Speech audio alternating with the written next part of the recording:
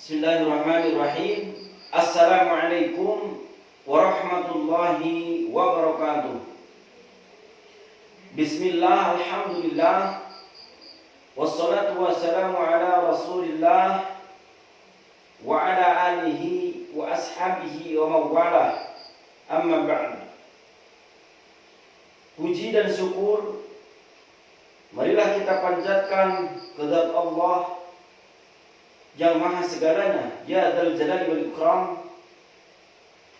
yang atas rahmat dan karunia-Nya alhamdulillah kita bertemu dalam sesi pembelajaran kali ini dalam keadaan sehat walafiat, dan semoga senantiasa kita semua berada dalam lindungan Allah Subhanahu wa taala.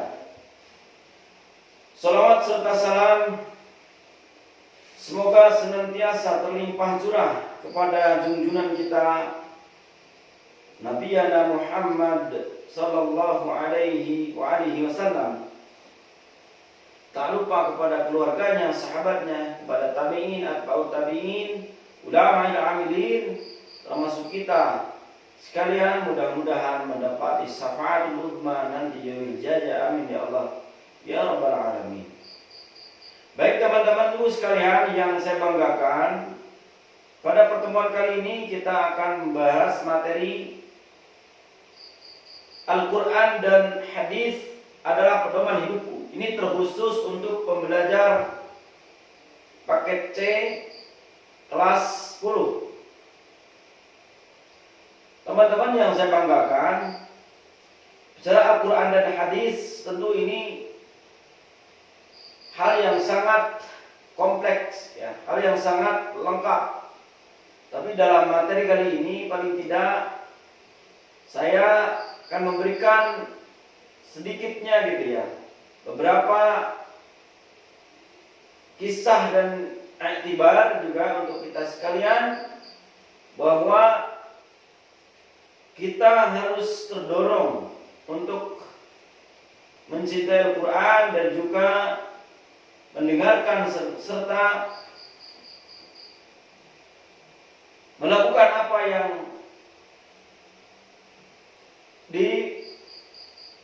ada dalam hadis Rasulullah SAW.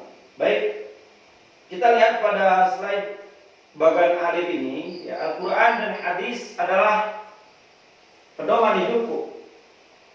Ini turunannya luar biasa teman-teman ya.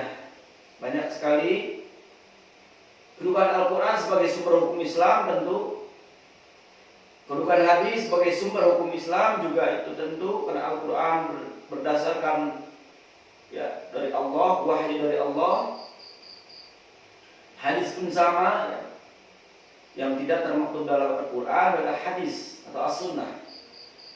Nah, lalu ada yang selanjutnya dan ketiga, kedudukan ijtihad sebagai sumber hukum Islam. Ijtihad itu ketentuan hukum yang berada pada masyarakat kita belum terjadi pada zaman Nabi. Itu dinamakan dengan ijtihad. Ijtihad itu para ulama, kesepakatan ulama, itu namanya ijtihad. Diketahui dan diperolehnya nilai dan perilaku menjadikan Al-Quran sebagai pedoman hidup, menjadikan hadis sebagai pedoman hidup, menjadikan ijtihad juga sebagai pedoman hidup, ya. Karena di situ ada hadis mengatakan sallallahu alaihi wasallam, al-ulama warasatul anbiya. Jadi pewaris para nabi itu diantaranya para ulama. Setelah pergeseran masa ya teman-teman, dari zaman kenabian, lalu juga sahabat, lalu setelah sahabat tabi'in, lalu tabi'in, kesininya ulama, gitu. Termasuk kita berada di zaman ulama, tempat kita untuk bertanya terkait hukum-hukum Islam tentunya ya. Baik teman-teman sekalian, kita lihat slide berikutnya. Sumber hukum Islam merupakan satu rujukan atau landasan atau dasar yang utama dalam pengambilan hukum Islam. hal tersebut menjadi pokok ajaran Islam sehingga segala sesuatu haruslah bersumber dan berpatokan kepadanya. Hal tersebut menjadi pangkal dan tempat kembalinya segala sesuatu. Ia juga menjadi pusat tempat mengalirnya sesuatu. Oleh karena itu sebagai sumber yang baik dan sempurna, hendaklah ia memiliki sifat dinamis, benar dan mutlak. Dinamis maksudnya adalah Al-Quran dapat berlaku di mana saja, kapan saja, dan kepada siapa saja. Benar artinya Al-Quran mengandung kebenaran dan yang memberikan kepada fakta dan kejadian yang sebenarnya. Mutlak darinya Al-Quran tidak diragukan lagi kebenaran serta tidak terbantahkan. Ya. Dan Al-Quran sendiri dari segi bahasa Al-Quran bahasa dikata qira'a, yaqra'u qira'atan, Qur'anan, ya. Dari segi bahasa yang berarti sesuatu yang dibaca atau bacaan. Dari segi istilah Al-Quran adalah kalamullah, ya, kalamnya Allah. Mushaf Al-Quranul Karim sebagai petunjuk bagi seluruh umat manusia di muka bumi. Jadi Al-Quran ini teman-teman sekalian petunjuk untuk seluruh umat sampai akhir zaman, ya, bukan hanya Bani, ya. Kalau dulu seperti yang materi sebelumnya dipelajari juga kan, ada dulu kitab-kitab sebelum Al-Quran itu untuk Bani, ya, untuk Bani itu kaum. Ada Zabur, Taurat, Injil itu untuk kaum tertentu, ya. Kalau Al-Quran untuk seluruh umat di muka bumi. Nah, agama yang hak itu di sisi Allah adalah Islam melalui wahyu dalam Al-Quran. Ya, termaktub di dalam surah Al-Maidah juga ayat yang ketiga. A'udzubillahi minasyaitonirrajim. Al-yawma akmaltu lakum dinukum wa atmamtu 'alaikum nikmati wa raditu lakumul Islam dinan. Itu ya, teman-teman. Jadi Al-Quran itu sudah paten dalam artian Islam adalah agama yang diridhoi. Dan di antara Islam yaitu wahyu yang paling mulia sebagai kedudukan hukum-hukum itu adalah Al-Quran yang tentu ditakwil oleh para ulama. Ya, jadi jangan sampai kita kembali ke Quran tanpa juga melihat bahwa yang mentakwil Al-Quran adalah para ulama. Ya, jadi kalam ulama juga itu sangat penting, ya, karena yang bisa mentakwil, mentafsir Al-Quran itu ulama. Itu yang punya hak secara akademis, gitu ya. Itu adalah ulama. Baik teman-teman, ini ada bersumber juga, ini ada ayat Quran. A'udzubillahi minasyaitonirrajim. Inna hadzal Qur'ana yahdi lillati hiya aqwam wa yusyirrul mu'minina alladzina ya'maluna as-salihati anna lahum ajran kabira. Quran surah Al-Isra ayat ke-9.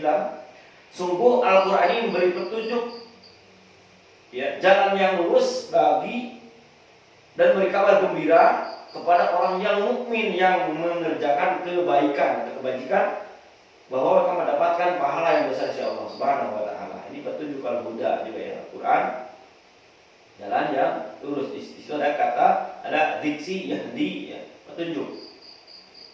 Teman-teman sekalian, kedudukan Al-Quran sebagai sumber hidup Islam memiliki kedudukan yang sangat tertinggi, ya, sangat tinggi. Al-Quran adalah sumber utama dan pertama sehingga semua persoalan harus berpulang kepadanya. Hadis dari Al-Quran, firman Allah juga, ya. Yang ketiga, kandungan hukum dalam Al-Quran. Para ulama mengelompokkan hukum yang terdapat dalam Al-Quran ke dalam 3 bagian, ya. Akidah atau keimanan, keyakinan. Akidah terkait dengan keimanan terhadap bergaib, ya. Namun dalam rukun iman, arkanul iman itu iman kepada Allah, malaikat Allah, kitab suci, ya, para rasul dan hari kiamat serta qada dan qadar. 6 itu, ya, teman-teman, ya, rukun iman.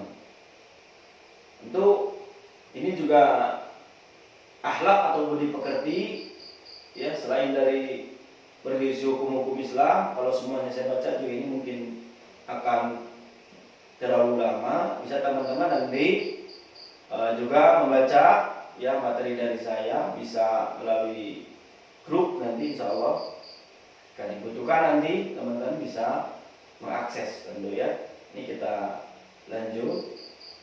Lalu untuk menutup materi kali ini, coba seperti kita ketahui bersama ada kisah dari sahabat Sayyidina Umar bin Khattab radhiyallahu anhu. Beliau yang terkenal kasar, keras, bahkan memusuhi Nabi luar biasa. Sayyidina Umar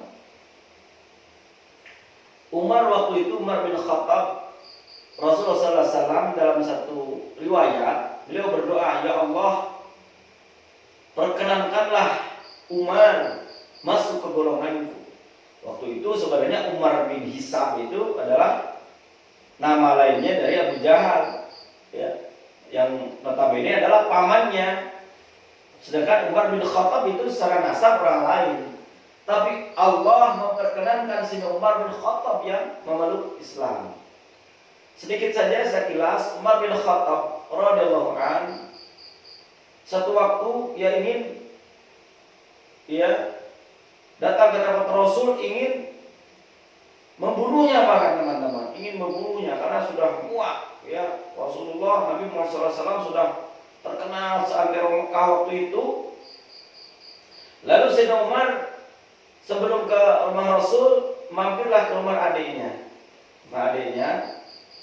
di situ, dan sudah punya suami, istri. Lalu singkat cerita, adiknya Sayyidina Umar membaca Al-Quran, dan itu baru dibaca satu ayat saja, Sayyidina Umar menangis. Apa yang dia baca?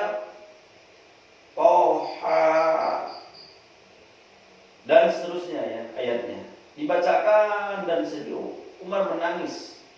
Akhirnya Sayyidina Umar kepada adiknya dan kepada iparnya waktu itu, antarkan aku kepada Muhammad. Waktu itu padahal adiknya sangat takut. Ini Rasulullah akan dianiaya atau seperti apa kan?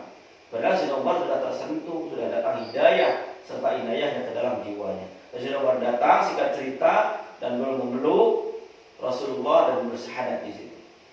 Dan itu kisah dari mukjizat dan luar biasanya Al-Quran. Baru beberapa ayat saja, seorang Sayyidina Umar yang notabene dia adalah pemimpin jahiliyah waktu itu, sangat keras dan luar biasa, yaitu ya.